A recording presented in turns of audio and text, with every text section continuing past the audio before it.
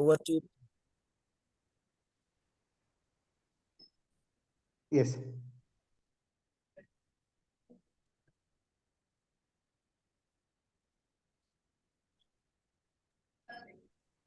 Hare Krishna, Prabhuji. Yes, Prabhu.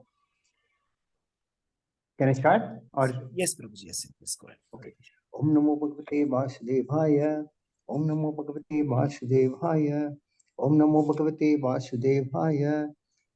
Narayanam Namaskritya Naram Chaiva Narottamam Divim Saraswati Vyasam Tato Devudiraye Ashtaprayeshu Patreshu Nityam Bhagavad Sevaya Bhagavati Uttama Sloke Bhaktir Bhavati Naishtigi. Reading from Srimad Bhagavatam, Canto Chapter 9, text Sloka number 27. Yat karosi yadasnasi yajjuhosi dadasi yat tapasyasi kaunteya kurushva madarpanam. Translation is, whatever you do, whatever you eat, whatever you offer or give away, and whatever austerities you perform, do that, O son of Kunti, as an offering to me. मुख्यांतिभ्रान्तश्च ज्ञानाञ्जनशलाकया चक्षुर्मिलितं येन तस्मै श्रीगुरवे नमः। श्रीचैतन्यमनोभीष्टं स्थापितं येन भूतले स्वयं रूपकदा मह्यं ददाति स्वपदान्तिकं। वन्देऽहं श्रीगुरो श्रीयुतपदकमलं श्रीगुरुन् वैष्णवांश्च श्रीरूपं साग्रजातं सगणरघुनाथान्वितं तं श्रीजीवं साद्वैतं सावधूतं परिजनसहितं कृष्णचैतन्यं देवं श्रीराधाकृष्णपादान् सगणलता श्रीविशाखान्वितांश्च ये कृष्णा करुणा सिंधु दीनबंधु जगतपते गोपेश गोपिकांता राधाकांत नमोस्ते रक्तकांचन गौरांगी राधे वृंदावनेश्वरी वृषभानुस्ते देवी प्रणमामि हरिप्रिये पंचकल्पतरुभ्यश्च वासुदेवस्य च पतितानां पावनेभ्यो वैष्णवेभ्यो नमो। जय श्री कृष्ण चैतन्य प्रभु नित्यानंद श्री अद्वैत गदाधर शिवासादि गौर भक्तवृंद। हरे कृष्णा कृष्णा कृष्णा हरे हरे हरे राम राम राम हरे हरे। हम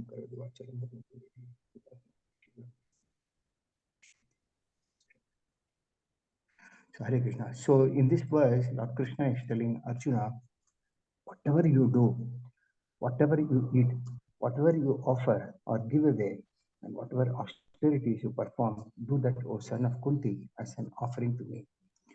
So the conclusion of this verse is that our goal of life is to remember Krishna all the time.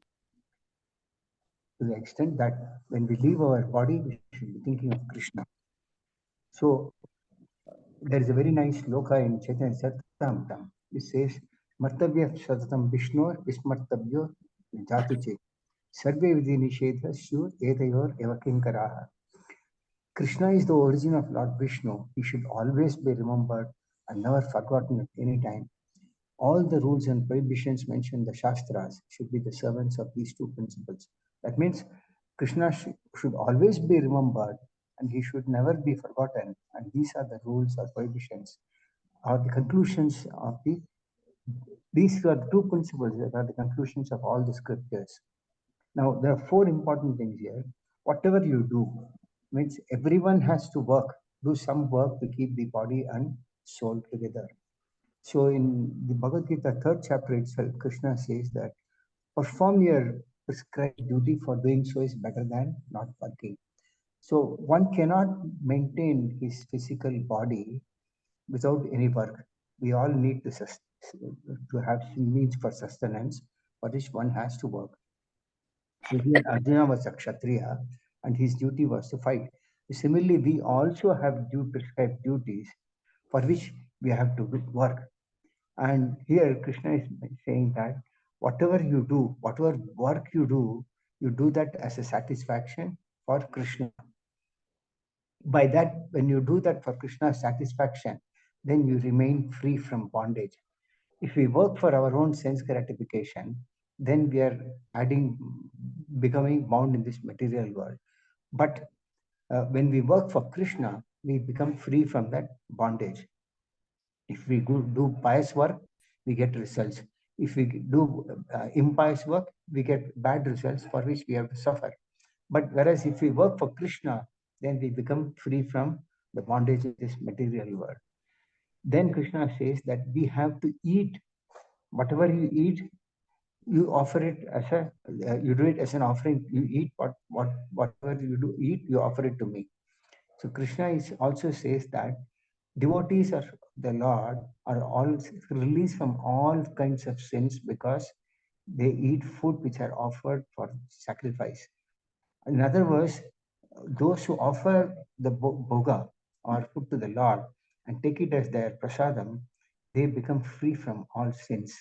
Whereas those who prepare food for their personal sense enjoyment, they eat only sin. Now, depending on the time, we'll see if we can have time to take some examples. Krishna himself says in the fifth chapter of Bhagavad Gita, Bhoktaram Yajnasapasam Sarvaloka Maheshwaram Sukhidam Sarvabhotaram Nyatmam Shantimicchati. A person in full Krishna consciousness of me, knowing me to be the ultimate beneficiary of all sacrifices and austerities, the supreme lord of all planets and demigods, and the benefactor and well-wisher of all living entities, attains peace from the pangs of material miseries. That means one who knows that Krishna is the ultimate beneficiary of all the sacrifice and austerities. Everyone performs sacrifices, but many perform sacrifices without knowing who is the actual beneficiary, and many perform austerities also. So here in this sloka of today, Krishna mentions that whatever austerities you perform, do it as an offering to me. That means whatever sacrifices or austerities we perform, we must do it as an offering to the Supreme Lord, who is the benefactor and well-wisher of all the living entities. Krishna is the benefactor and he is the well-wisher of all the living entities. We are all minute part and parcel. Mamaivam Sajivaloke Jiva Bhuta Sanatana. So, being the part and parcels of the Lord, we are all bound for to serve everything for the satisfaction of the Lord. And when we do that, Krishna being the well-wisher of all of us, then he also gives us the uh, satisfaction which is required by us, by which what happens is that we attain pangs from all the material miseries. We all have sufferings in this material world. Adibhuta, Adhyatmic, and Adi Devi. So we all look for freedom to get free from these material miseries. And only when we become free from these material miseries, we get what is called peace. We are all looking for peace of mind. But when we perform these austerities or sacrifices for the satisfaction of Krishna, then we become free from these miseries and become happy. Then he also mentions in this verse that whatever charity you perform, do it as an offering to me. So in the 17th chapter also, there is a sloka which says that undertaking performances of sacrifices, charity, and penance in accordance with the scriptural regulations always begin with Om is meant to attain the supreme. That means one who performs these sacrifices to satisfy Krishna, he can attain the supreme Lord. And in the following verse, he says, without desiring fruitive results, one should perform all these sacrifice and penance with the word tat. And the purpose of such activities is to get free from material entanglement. So all of these that we have mentioned, that whether we eat, whether we work, whether we give something in charity, we perform sacrifices, if we have to get free from material entanglement, they have to be performed for the satisfaction of Krishna. Now, in this verse also there's a mention of meditation. Now, meditation, there are three forms of meditation that devotees of the Lord who meditate. Now, one is the devotees who meditate on the spiritual form of the Lord or Bhagwan. The Ashtanga yogis meditate on the Paramatma feature of the Lord. And the materialists meditate on the Virat form of the Lord. This material form of the Lord, if you see here, many worship the Lord for material opulences. So for them, the Lord has given the facility of worshipping his universal form. Now, yogis are normally attached to meditating on the Paramatma feature of the Lord who is seated in the heart as Paramatma, whereas devotees worship the Bhagavan feature or complete form of the Lord as Bhagavan or Supreme Lord. Now, among the yogis also, uh, there are different types of yogis, like uh, the attached yogis and unattached yogis. Attached yogis meditate on the Virat form or the universal form, whereas those who are unattached, they meditate on the super soul or the Paramatma feature of the Lord. But in all circumstances, it is the Lord who is the goal of sacrifices or austerities, etc. Now, if we look at some of the examples that are given in Srimad Bhagavatam, Narad Muni. Narad Muni, he tells Vyasadeva about his previous life, in which he says that he was sitting under a banyan tree as a small child after his mother left his body, and he began to meditate on the super soul seated within this heart, using his intelligence as he had learned from the liberated souls. That means Narad Muni had association with the transcendentalist, and when he was left alone, uh, out of that separation, he started meditating on the super soul who is situated. And as soon as he began to meditate on the lotus feet of the Lord, his mind started to transform in love, transcendental love, and tears started rolling down from his eyes. And without delay, he says that the personality of Godhead appeared on the lotus of my heart. So the point is that, of course, now in this age, it may not be possible to worship the Paramatma feature of the Lord. But here is a perfect example of Narad Muni, how he could see the Lord as soon as he meditated on the Lord.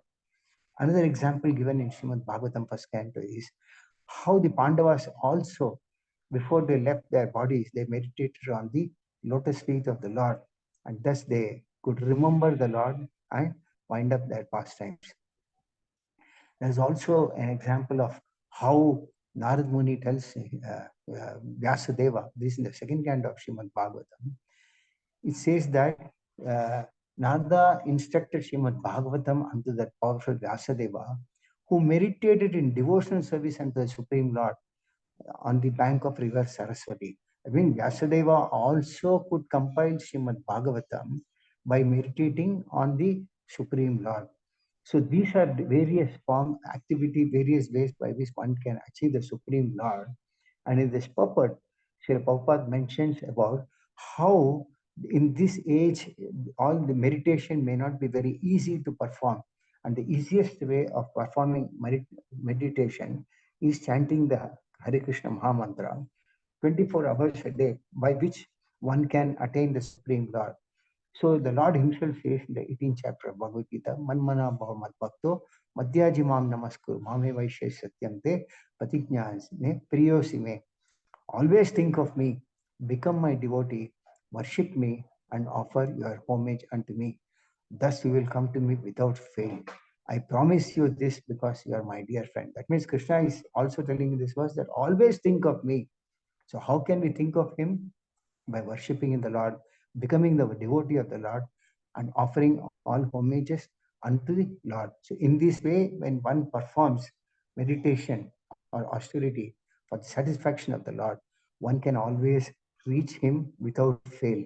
And Krishna, in the following verse in 18th chapter, he says that, concludes saying that Sarva Dharman Parityaja Mamekam Sharanaja Aham Tvam Sarva Papebhyo Mokshayishyami Masija. That means abandon all varieties of religion and just surrender unto me. I shall deliver you from all sinful reactions and do not fear. So by chanting this Maha Mantra, one can become free from all the material miseries and be delivered from this material world in this age of Kali. So the 12th canto of Srimad Bhagavatam gives a similar conclusion that whatever result was being obtained in Satya Yuga by meditating on Lord Vishnu was obtained in Treta Yuga by performing sacrifices, and in Dwapar Yuga by serving the Lord's lotus feet in the form of deity worship, and in the Kali Yuga just by simply worshipping the Lord by chanting the Hare Krishna Maha Mantra, one can be delivered. So this is the sum and substance of the word today, in today's verse, that whatever we do, whatever we eat, we do everything as an offering to Krishna, by which Krishna becomes pleased, and he also gives us that satisfaction that we are all looking for. So the next 1 minute, I can take any questions or any comments that you want.